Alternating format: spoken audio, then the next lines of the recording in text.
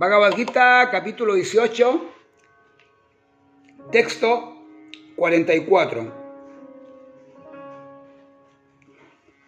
Labranza, pastoreo y tráfico, tal es el karma de los Vaishyas, nacido de su peculiar naturaleza. Los oficios serviles, como el karma de los Sudras, también nacidos de su peculiar naturaleza. Aquí nos está mostrando en esta parte Krishna dos de las cualidades, ¿no? Dos modalidades, la de la pasión y la de la ignorancia, en un sentido, la de el labrador, el comerciante, que son todos necesarios, ya lo dijimos.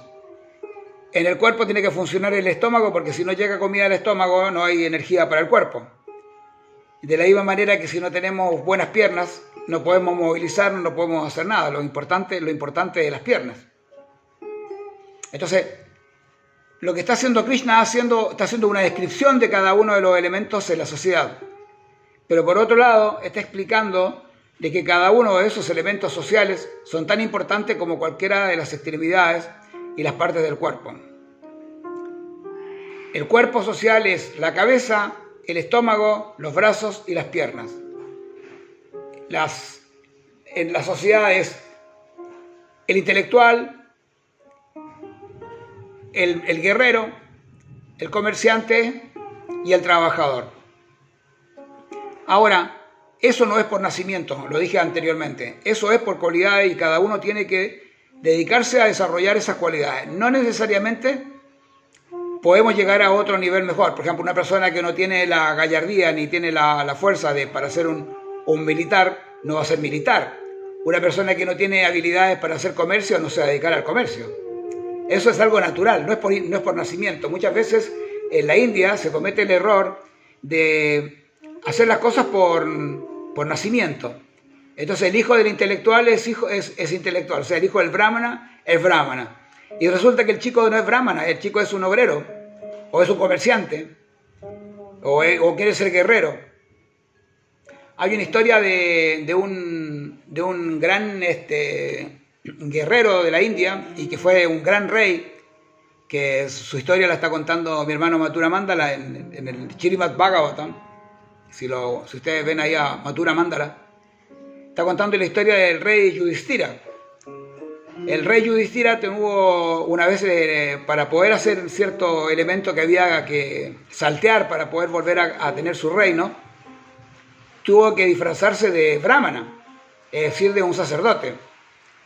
Y él estaba con un gurú, y su gurú se tiró encima de sus piernas y se puso a dormir, acostado sobre sus piernas, ¿no? Se tiró y se durmió en sus piernas.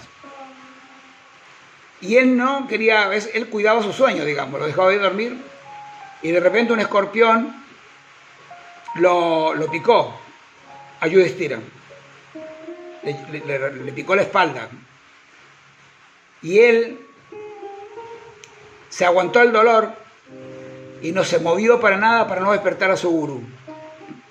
En un momento determinado ya se despierta el gurú, y en alguna parte de él se da la vuelta y lo ve que tiene la espalda sangrando. Y entonces el gurú le dice: tú me has engañado, le dice. Tú no eres un brahmana, tú eres un kshatriya. Porque si hubieras sido un brahmana, tú habrías gritado cuando el escorpión te picó. Y sin embargo te quedaste tranquilo porque eres un kshatriya, porque eres un guerrero. Y entonces lo maldijo, y por eso él tuvo algunos problemas después en la batalla de Kurukshetra, por esa maldición, ¿no?, que le mandó el gurú, por haberlo engañado. Es decir, una persona que tiene cualidades de brahmana, ¿no? O sea, es un intelectual y es una persona tranquila, es apacible y es sereno. Pero el guerrero no, el guerrero tiene tanta fuerza que lo pica el escorpión y él sigue adelante, porque tiene otra conformación y tiene otro estado mental. Entonces, por eso que hay diferencia entre lo que son las diferentes modalidades. No es lo mismo una persona que tiene cualidades brahmínicas que una persona que tiene cualidades de guerrero, ¿no? Eso que quede claro, que es importante que todas las modalidades funcionan dentro del universo y que todos estamos sujetos a ellas, ¿no? Bueno, Jai, Hare Krishna, Namaste.